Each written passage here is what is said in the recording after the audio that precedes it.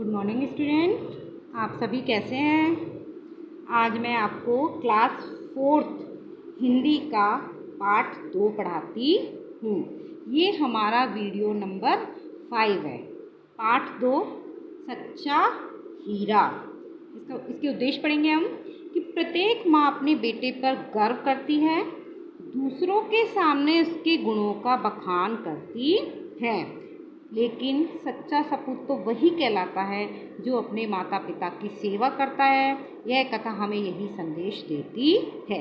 ये उद्देश्य जो है वो हमारे पाठ का सार है। इसके बारे में हम पढ़ेंगे। इससे पहले हम शब्दार्थ देखते हैं। देखो शब्दार्थ देखो।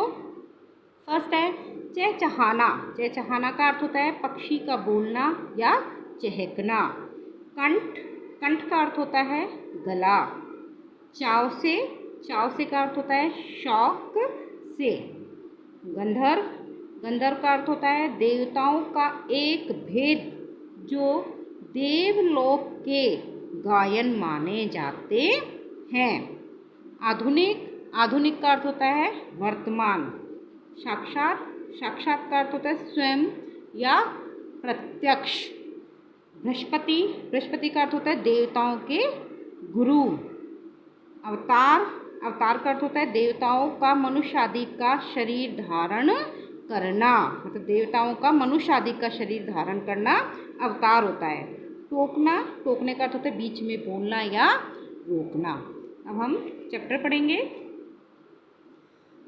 सूर्यास्त हो रहा है, पक्षी चहचहाते हुए अपने अपने निडों की ओर जा रहे थे। चहचहाते हुए नहीं, बोलते हुए पक्षी अपने अपने निडों यानी घोंसलों की ओर जा रहे थे। शाम का समय था।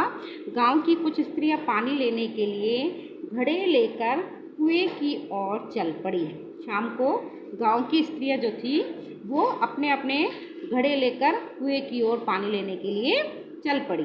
पानी भरकर कुछ स्त्रियां तो अपने घरों को लौट गई, परंतु उनमें से 4 कुएं की पक्की जगह पर बैठकर आपस में इधर उधर की बातें करने लगी। जब पानी भरने के लिए जो स्त्रियां गई थी उनमें से कुछ स्त्रियां तो अपने घर की तरफ चले गई, लेकिन बाकी जो 4 स्त्रियां थी वो कुएं के पास बैठकर इधर उधर की बातें करने लग गई। बातचीत करते करते बात बेटों पर आ पहुंची। वो बात जब आपस में चारों बातें कर रही थी तो बात करते करते वो अपने बेटों के बारे में बताने लगी। उनमें से एक उम्र में सबसे बड़ी लग रही थी।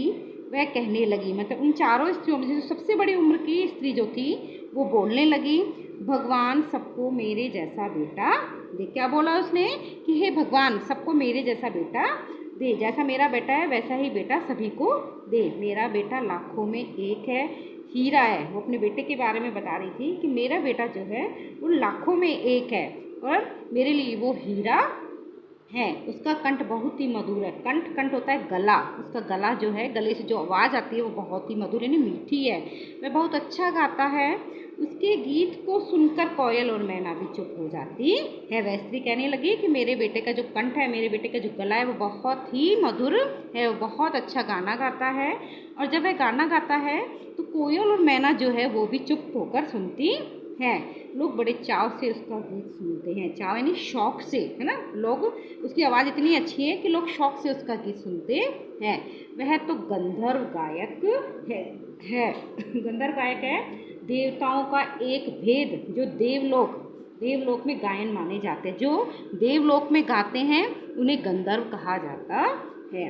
उसकी बात सुनकर दूसरी स्त्री का मन हुआ कि वह भी अपने बेटे की प्रशंसा करे।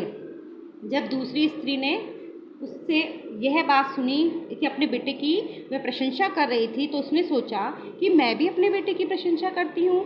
उसने पहली स्त्री से कहा, मेरे बेटे की बराबरी कोई नहीं कर सकता। उसने कहा, जो पहली स्त्री अपने बेटे के बारे में बता रही थी उसी से कहा उसने कि मेरे बेटे की बराबरी भी कोई भी नहीं कर सकता। वह बहुत ही शक्तिशाली और बहादुर है। वह बड़े बड़े बहादुरों को पछाड़ देता है। पछाड़ देता नहीं, पीछे छोड़ देता है। वह आधुनिक युग का भीम है। आधुनिक युग नहीं, वर्तमान युग का भीम है। यह सब सुनकर तीसरी औरत भला कैसे चुप रहती। वह बोल उठी। फिर तीसरी औरत भी, वो दो औरत की बातें सुनने के बाद तीसरी औरत बोलने लगी कि मेरा बेटा साक्षात बृहस्पति का अवतार है। उसने अपने बेटे के बारे में बताया कि मेरा बेटा जो है साक्षात, जिसे प्रत्यक्ष भी कहते हैं, बृहस्पति, देवताओं के जो गुरु होते हैं उन्हें बृहस्पति कहा जाता है। और अवतार जो होता है वो देवताओं का ही मनुष्य आदि का शरीर धारण करना, इसका अवतार का होता है देवताओं का मनुष्य आदि का शरीर धारण करना अवतार कहा जाता है। तो वो अपने बेटे को प्रत्यक्ष रूप से देवताओं का गुरु बता रही थी। वह जो कुछ पढ़ता है एकदम याद कर लेता है। तो वह अपने बेटे के बारे में बता रही थी कि वह जो कुछ भी पढ़ लेता है उसको एकदम वो याद हो जाता है, उसे कभी वो भूलता नहीं है। ऐसा लगता है कि मानो उसके कंठ में सरस्वती का निवास हो। मतलब उसको ऐसा लगता है कि उसके कंठ में, कंठ यानी गले में, सरस्वती, खुद माँ सरस्वती बैठी हुई हो। हीरा है, हीरा मेरा बेटा, वह बोल रही थी कि मेरा बेटा भी हीरा है। तीनों औरतों की बात सुनकर चौथी जो स्त्री थी वो चुपचाप बैठी रही। उसने अपने बेटे के बारे में कुछ न कहा।